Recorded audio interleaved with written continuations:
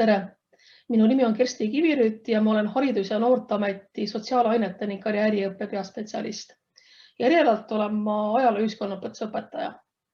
Ja järgneva paarikümne minuti jooksul ma mõtiskleksin ajalooõpetusest kui jutustavast ainest, eeskätt miks selline klassikaline lugude jutustamine ja nende äraõppimine on problemaatiline mitte ainult mitmekeelelises kultuurilises klassiruumis, vaid üleüldse laiemalt.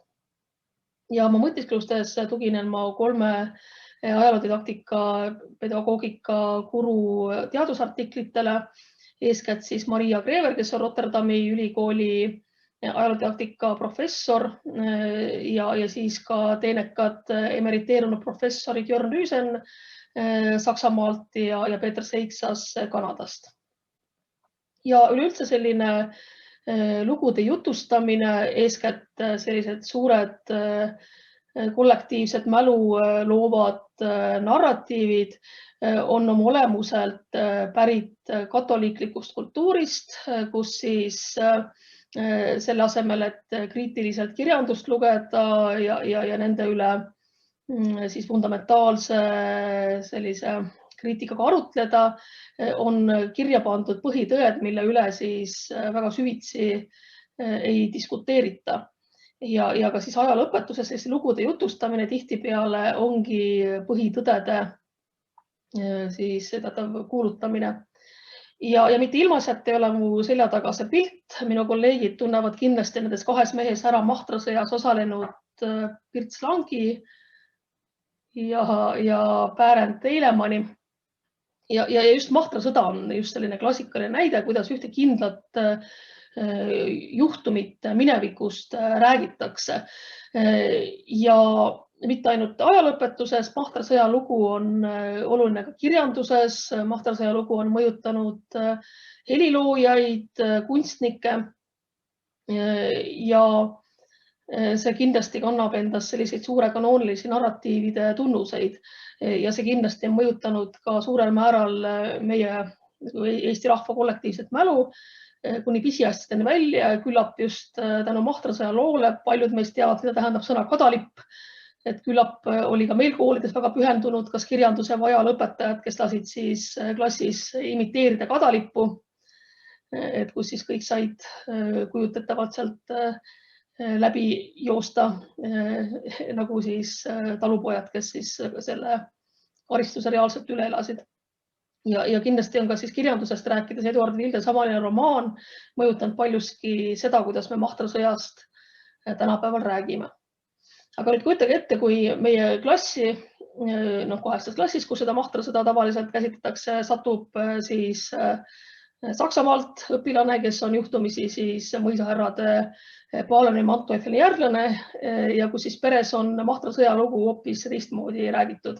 Et teatavasti siis parunid Paalen ja Manteuffel kuulusid siis sõjakohtusse, mis määras esialgu paljud Mahtrasõjas osalenud talupojad surma. Ja küllap see narratiiv, mis sealt kaudu meie klassiruumi tuleks, ei oleks selline klassikaline lugu, kuidas talurahva seadused ei toonud palju kannatanud Eesti talupoegadele oodatud leevendust ja kuidas siis täiesti põhjendatud tööst keeldumine eskaleerus küllalt kiiresti veristeks sündmusteks. Et küllap siis mõisnike Paaleni ja Manteuffeli järglased ehk räägiksid lugu, kuidas siis Eesti talupoegade näel, et Juuru kihelkonna talupojad, kes siis sellest ülestõusust osa võtsid, olid pigem sellised lõhkujad, laamendajad, vägivallatsejad, kes tegid tühjaks mõisa veinikeldri, peksid läbi lugupeetud mõisnik Rosenbergi ja külmasid palju hirmu siis mõisnike peredele. Ja siit tulebki siis sellise suure kanoonilise narratiivi või sellise loo üks probleemkoht, et seni, kuni meie õpilaste seljatagune kogukondlik kultuuriruum on üsna kitsas, et me kanname väga sarnast identiteeti, siis jah, need lood ei tekita ebakõla. Aga niipea, kui meile klassis saab natuke kirevust, siis on üsna suur tõenäosus, et me põrkume konkureeriva suure narratiiviga, et mis siis tuleb siis konkreetse õpilase taustast. Ja siin muidugi võib öelda, aga mis siis on, et see on meie lugu, meie Mahtrasõda, meie talupojad, meie kangelased, meie laul, teatavasti siis ka Sisaskia Volkonski kuulus, mis maa see on, siis on pärit näidendist, kus kajastati Mahtrasõda, nii et see on meie jaoks oluline lugu. Et aga see pole ka ainus probleemkoht. Nimelt sellised kanoonilised narratiivid on pärit 19. sajandist, mil siis ülikoolides tekkis professionaalne ajalooõpetus, ajaloo uurimine ja sealt siis tulenevalt muidugi ka siis ajalooõpetus koolides.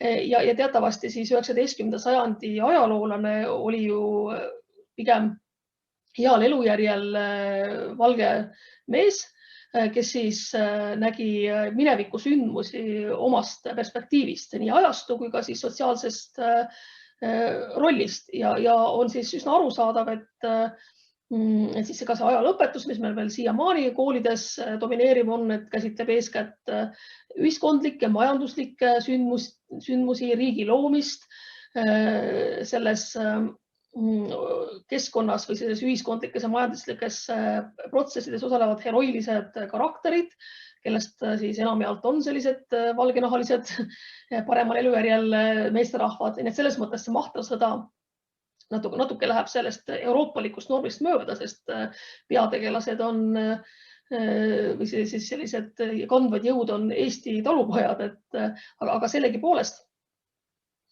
tooksin kohe siis sellise ka väga olulise nime Mahtrasõja kontekstis, keda see sündmus väga puudutas. Selle inimese nimi on Mai Lang ja tema siis on Prits Langi abikaasa.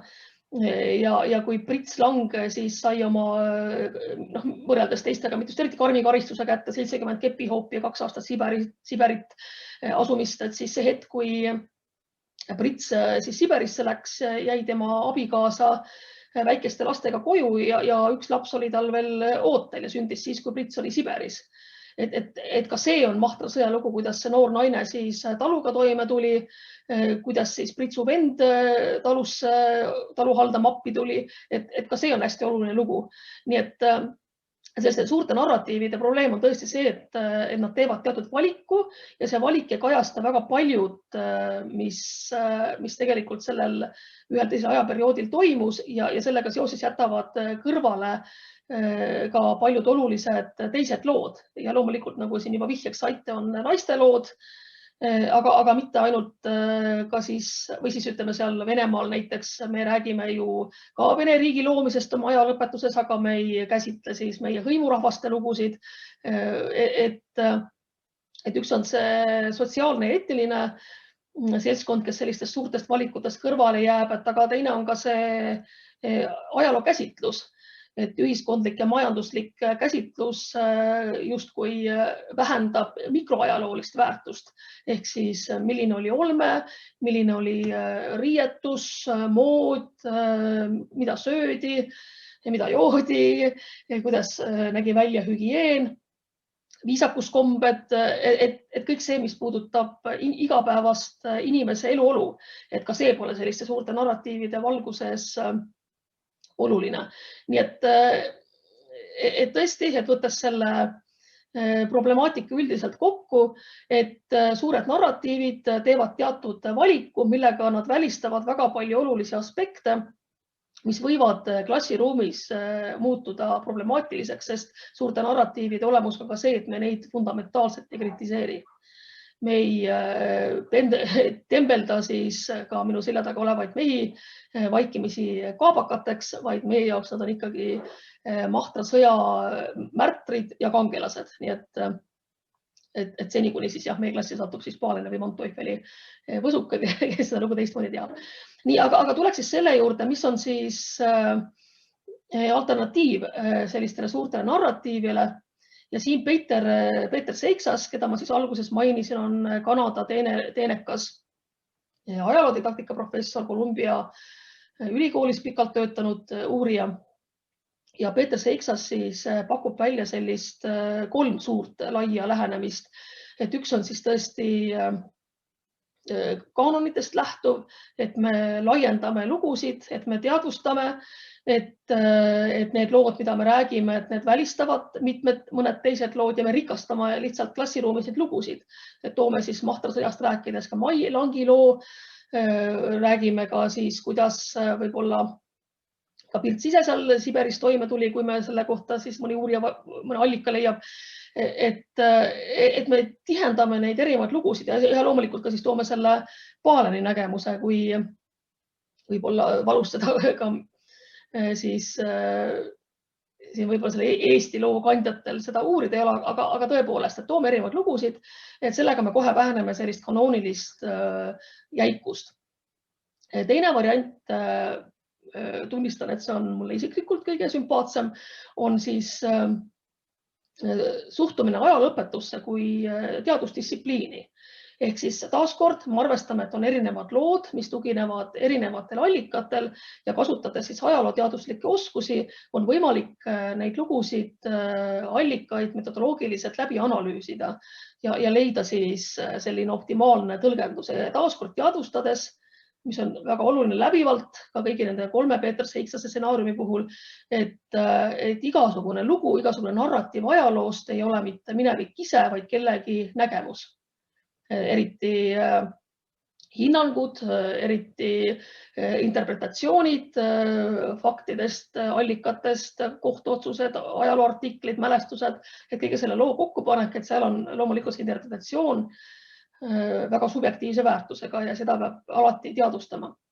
Aga sellegipoolest ajalooteaduslikke meetodeid kasutades on võimalik usaldusväärtus hinnata, kas allikad on ise usaldusväärsed, samamoodi tuleb lahutada ennast tänapäevasest väärtusnormidest ja mõista tolleaegse inimese ühiskondlikku tausta, infovälja, väärtussüsteeme ja selle kaudu hinnanguid anda, et selline metodoloogiline uuriv lähenemine on siis selline üks võimalus tulla toime nende erinevate vastukäivate lugudega.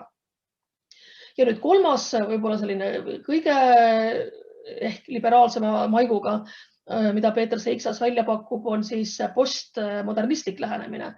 Ja mõnes mõttes on see ka täiesti arusaadav, et iseenesest see lähenemise taust on selles, et jälle taaskord teadvustada, et on erinevad lood, aga leppida olukorraga, et alati ei ole võimalik metodoloogiliselt neid lugusid ära hinnata, et kui kuidagi ära lahterdada, et jah, et see on adekvaatsem lugu, see on ebaadekvaatsem. Ja Peeter Seiksas ise toobki näite meie jaoks väga kõnekast perioodist, sündmuste jadast ajaloos, nimelt siis Balti riikide okupeerimise teise maailmasõja ajal, võrreldes siis Balti riikide käsitlust ja Vene Föderatsiooni käsitlust, siis sellel erineval käsitlusel ei ole mitte niivõrd selline allikakriitiline taust, et jah, et kasutatud on erinevaid allikaid ja kogemata on nii juhtunud, et me ei näe mingeid allikaid, meie äkki infoväli on puudulik, vaid pigem ei, et siin on erinevate tõlgenduste taga puhas ideoloogiline ja poliitiline taust. Et see on selge, et kui me vaatleme, kuidas Vene Föderatsioon tõlgendab Balti riikide okupeerimist, siis selge, et siin ei ole ju küsimus selles, et nad on mingeid allikaid võib-olla tõlgendamata jäänud, või pigem see, et see ongi selline kaanon, nagu sai siin alguses räägitud. Ja sellega Peeter Seiksas tõdebki, et jah, et teadvustame, et on erinevad lähenemised ja lepime sellega, see on üks võimalus. Ja nüüd ongi suur küsimus, et mis see võiks olla siis selline optimaalsem lähenemine meie klassiruumis. Peeter Seiksas ise siis soovitab kas seda distsiplinaarset lähenemist või siis see postmodernistlik. Et minupoolne soovitus on pigem see distsiplinaarne ja pigem siis liikuda ühiskondlikelt lugudelt, suurte riigi loomise lugudelt, mis on väga laetud poliitiliselt vähem või rohkem alati, tulla sellise mikroajaloo tasandile, et leida mälestusi, reeglina sellised vastuolulised tugevad emotsioone tekitavad sündmused on seotud lähiajalooliste sündmustega, mis tähendab, meil on allikaid või perelugusid, et keskenduda neile ja uurida seda inimlikku aspekti. Et tulles siia Mahtrasõja juurde taas, et kui me vaatame sellist inimese lugu, et selle sama Brits Langi lugu, miks ta ärritas, miks ta talurahvaseaduste sisu või mis teda ärgitas need sündmus osa võtma ja teiselt poolt võib-olla ka siis nende mõisnike nägemust, et võib-olla tõesti hästi inimlikult, et kuidas seal mõisapered mõisas nägid neid tigedaid talumehi lähenemas, et see tõesti võis olla selline hirm, et selline inimlik aspekt on ka pind, kus selline poliitiline laetus on pigem jätab taandumisruumi, sest inimese elu on oma olemuselt apoliitiline, et just selline väga mikroajalolisel tasemel. Aga seda, kuidas puht metoodiliselt vastuolulisi teemasid käsitleda, sellest ma mõtiskleksin pikemalt järgmises paariminutilises arenduses, et siin ma tõesti võtaksin kokku, et tuleb teadvustada suuri kanoonilisi narratiive ajalooõpetuses, tuleb teadvustada, et jutustav ajalooõpetus on oma olemuselt diskrimineeriv. Samuti tuleb teadvustada, et igasugune lugu ajaloost on kellegi käsitlus, mitte ajalugu ise. Ja siis natuke isiklik soovitus otsida ajalooõpetuses pigem siis selline distsiplinaarset lähenemist ja õnneks meie õppevara arendus on väga palju häid materjale ka loonud, et kohe tuleb siis meelde teise maailmasõja järgsete massirepressioonide teemal Kogume lugu Eesti Mälu Instituudi veebilehel ja samuti Eesti Ajalooõpetajate Seltsi lehel leiab ka mitmeid häid materjale, kuidas siis uurivalt erinevaid teemasid käsitleda. Aga lõpetan siis reklaamiminutitega, et see hetk, kus ma praegu seda teksti eetrisse loen, siis 1. juunil on meil valmimas koostöös Tallinna Ülikooliga selline mahukas ajaloodidaktiliste teadusartiklite kogumik, mille me üllitame siis uue õppeaasta alguses, et hoidke kindlasti Haridus- ja Noorteameti uudistel silma peal, sest see kogumik annab väga palju mõtteainet ajalooõpetuse olemisest, väljakutsetest nüüdisaegses kirjus maailmas. Ja seda võiksid lugeda kindlasti kõik ajalooühiskonnas õpetajad, nii et hoidke siis sügise hakul uudistel silma peal. Aga seekord ma lõpetan ja suur aitäh!